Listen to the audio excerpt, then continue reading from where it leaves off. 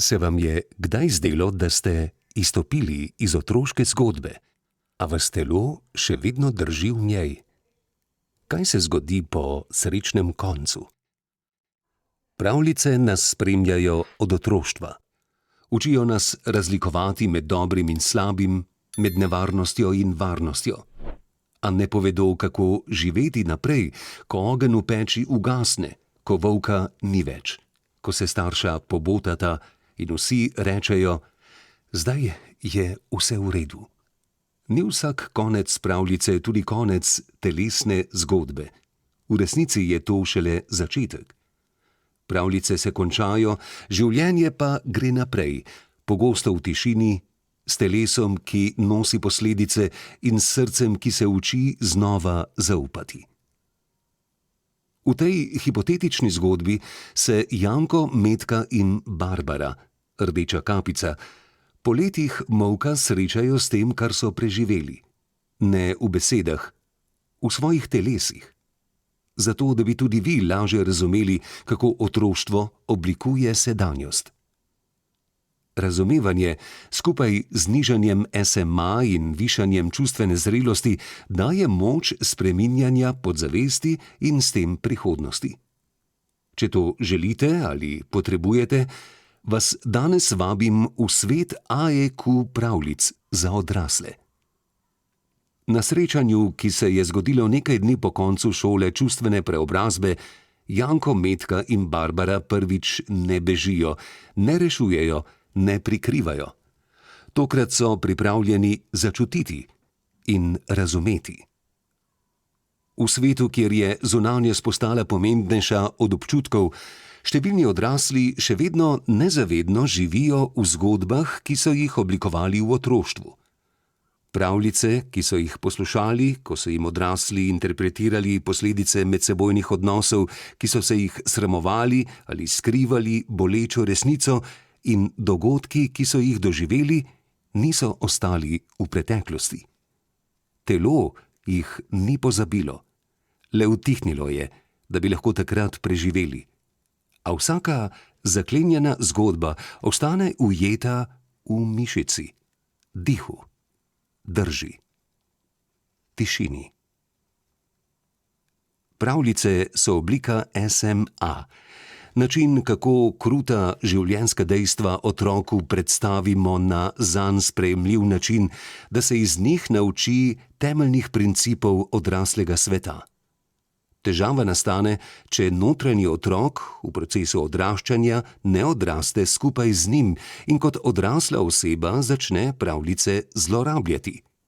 Tako začne nezavedno ponavljati zlorabo iz preteklosti, četudi je ta imela srečen konec, v sedanjosti, kjer srečnega konca ni več.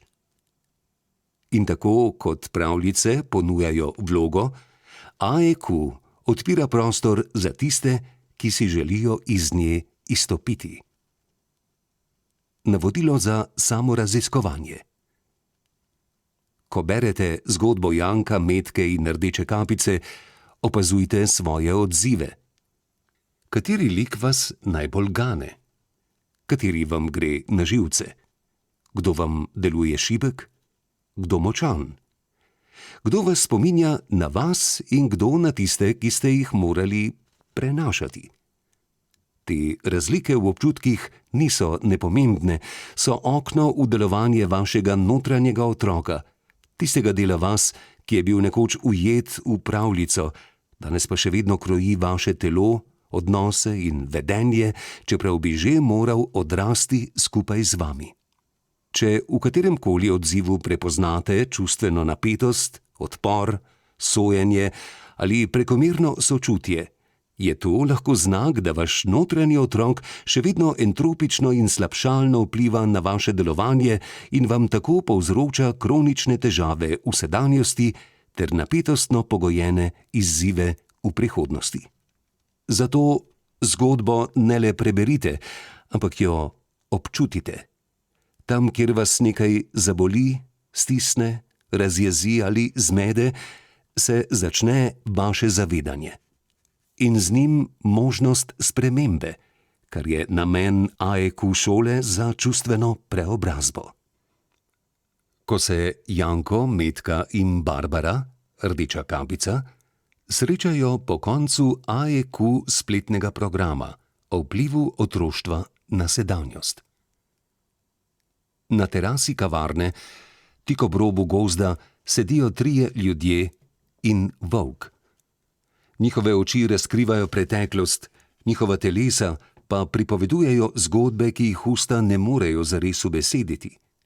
To niso navadni ljudje, to so Janko, Metka, Rdeča kapica in volk. Prvič po dolgem času niso ujeti v vlogo. Sedijo kot odrasli, z rokami ovitimi okoli skodelic, v tišini, ki govori več kot besede. Jankov glas. Meni je bilo najtežje priznati, da sploh ne zaupam nikomur, reče Janko po dolgem premoru. Pogleda v skodelico, kot da išče dno, kjer bi našel pogum za naslednji stavek. Niti sebi ne. Leta sem mislil, da je moje telo močno, neuničljivo, pa sem bil ves čas zakrčen, pripravljen na boj. Komaj zdaj razumem, da sem bil ves čas utrujen, ker nisem nikoli spustil meča. AEQ mi je pomagal razumeti, da moč ni v trdoti, ampak v sposobnosti, da sprostiš. Z roko si gre počasi čez zatilje in nadaljuje. Ko sem bil otrok, sem hitro dojel, da moram biti tisti, ki drži skupaj, da ne smem pokazati strahu. Ko sem z Metko stal pred hišo s čokoladnimi stenami, sem vedel, da je nekaj narobe, a nisem mogel pokazati dvoma. Moral sem biti tisti, ki ima načrt, ki zna rešiti, ki bo odrezal verigo. In sem jo. Ampak česar nisem vedel je, da sem tisti dan verigo samo zamenjal, notranjo za zunanjo. Zrak med mizami postane težji, Jankov glas pa mehkejši. AEQ mi je pokazal, da moj trup ni več v hiši čarovnice, a se še vedno vede, kot da je. Vaje, počasne in zanesljive, so mi prvič dale dovoljenje, da ne reagiram, da opazujem, da čutim, kje sem napet, ne da takoj popravim ali se premaknem. Moj prsni koš, za katerega sem mislil, da je iz jekla, se je izkazal za ujetega. Dih ni tekel, bil je rezan, kot da bi vsak vdih moral dokazati, da sem še vedno močan. Ko sem prvič izdihnil, brez potrebe po obvladovanju, sem zarjovel, zaradi občutka, da me ni bilo dolgo, predolgo. Pogleda volka, nato Metko. Začel sem opažati, kako se ob dotiku tresejo moje mišice. Ne zunaj, znotraj. Ramena, kolena, celo dlani, kot da telo sporoča, ne zmorem več držati. In to je bilo zame novo. Dovoliti telesu, da reče, ne morem. Prej tega ni bilo. Prej je bilo samo moraš. Danes še vedno včasih ponoči sanjam gozd. Ne kot kraj, kjer sem bil izgubljen, ampak kot kraj, kjer sem izgubil stik s sabo. Ampak zdaj se v sanjah ne skrivam. Hodim. Počasi. Včasih celo sedem in to je razlika. Ne bežim več iz zgodbe. AEQ mi je dal nekaj, česar prej nisem poznal. Občutek, da sem lahko v središču dogajanja, pa mi srce še vedno bije mirno. To zame pomeni svobodo. Rdeča kapica in Metka ga ne prekinjata, samo prisotni so. In Janko to prvič zares opazi in hkrati začuti. Ne da mora voditi, reševati se, dokazovati, da zmore ali skrivati. Metkina tišina. Po kratki tišini, ko se para iz skodelic počasi dviga, Metka nežno prestavi skodelico bliže k sebi. Njeni gibi so mehki, skoraj previdni, kot da se vsake stvari dotika z zavestjo, da je nekoč morala biti tiho. Pogleda najprej v tekočino, šele nato v obraze prijateljev. Glas je sprva tih, a jasen. Pri meni je bilo vse od nekdaj usmerjeno k drugim. Že kot deklica sem zaznavala razpoloženje v prostoru prej, kot sem zaznala sebe. Bila sem tista, ki je blažila, pomirjala, zaznavala nevarnost, še preden je postala glasna. Prilagajala sem ton glasu, gib, celo dihanje, da ne bi preveč izstopala, da ne bi sprožila česa, kar bi bilo boleče. V hiši, kjer ima čarovnica oblast, je vsaka napaka draga. Ajku mi je prvič pokazal, da je varno obstajati tudi znotraj sebe. Njene oči za hip uidejo skozi okno. Nato se vrne v prostor. Ko sem začela izvajati vaje, sem bila v zadregi. Nisem vedela, kaj to pomeni, izvajati nekaj samo zase. Moje telo je bilo naučeno odzivati se, ne čutiti. Roke, ki so bile navajene prijeti za druge, niso vedele, kako nežno držati samo mene. Ko sem prvič skušala začutiti tla pod stopali, sem dojela, da sploh ne vem, kaj pomeni stati zase. Nasloni se nazaj, a njene drže ne določa več napetost, temveč tiha utrujenost, ki si končno upa obstajati. Bila sem vajena vedeti, kaj kdo potrebuje, a ne zato, ker bi znala, ampak ker sem morala. Bila sem tista, ki prinese vodo, ki pazi na bratove čevlje, ki ve, kje je ogenj in kje nož, a nikoli nisem vedela, kje sem jaz. Ko sem začela zaznavati svoje telo, me je preplavila tiha žalost, kot da sem našla nekoga, ki je bil ves čas tam, pa sem ga puščala zunaj. In ta nekdo sem bila jaz. Glas postane še mehkejši. Čuti se, da govori iz kraja, ki je bil dolgo zaprt. Ko si ženska, ki je bila že kot deklica mati vsem, gib postane oster, točen, a brez mehkobe. Srce utripa, a ne zate. Ko sem prvič počasi, res počasi, dvignila roko, samo zato, da bi čutila, kako se giblje zame, se mi je zlomilo nekaj v prsih. In prvič se ni bilo treba pobrati takoj. Ajku mi je dal prostor, kjer mi nihče ni rekel, kaj je prav, kjer se ni nič merilo. Samo čutilo. Pogleda v rdečo kapico in Janka, nato položi dlan na svoje prsi. Zdaj vem, da lahko občutim toploto, ne da bi morala hkrati skrbeti, da je kdo hladen. Vem, da lahko hodim počasi in ni nujno, da kdo zaostaja. Vem, da sem lahko nežna, ne da to pomeni, da sem šibka. Ničesar posebnega ne počnem, samo čutim. In to ni več luksus. To zame postaja del življenja. Vedno bolj se zavedam, kako sem zaradi te travme postala znotraj mrtva. Narcis. Zato sem se že prijavila na naslednji program, kjer bom spoznavala, kako oživiti notranjost in potisniti narcisa iz sebe in ga pustiti v preteklosti, kjer je oče, čarovnica in ta prekleta hiša iz sladkarij. Za konec izpovedi pove, da je imela že več obdobij, ko se je borila s prehranskimi motnjami in da jo ta del spreminjanja sebe še čaka. Nato še tiše doda. Če me danes kdo vpraša, kako sem, ne odgovorim več v redu. Raje se za hip ustavim. Včasih čutim mehko žalost, včasih val topline, včasih praznino in vse to je v redu, ker je moje, ker sem jaz in ker prvič vem, da obstajam, tudi ko ne delam nič. Barbarin prehod. Rdeča kapica pogladi rob skodelice in pogled usmeri proti gozdu. Tam, v zelenem, je tiho začela pripovedovati, ne z glasom, ampak z notranjim filmom, ki se je predolgo vrtel brez občinstva.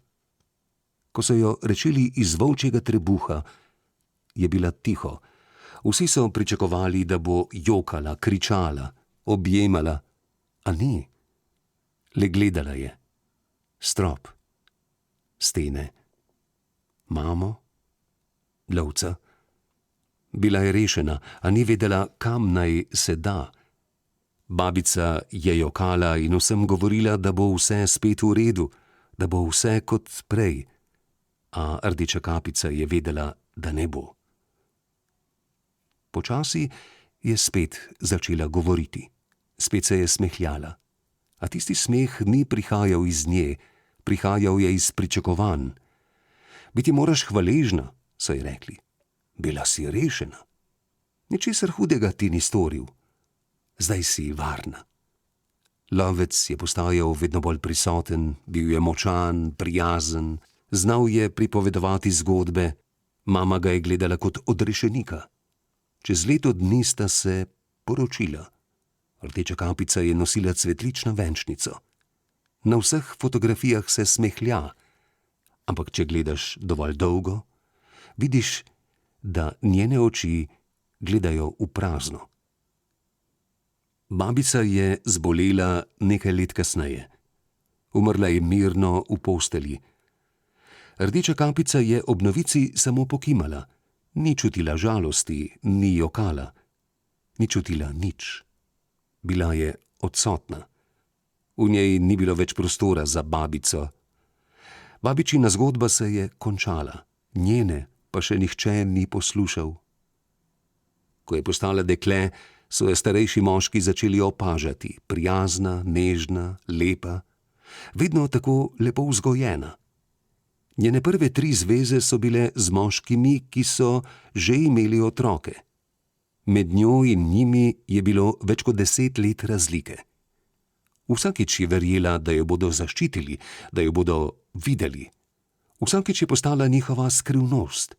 In vsakič, ko so se vrnili k svojim družinam, je ostala z občutkom, da je kriva.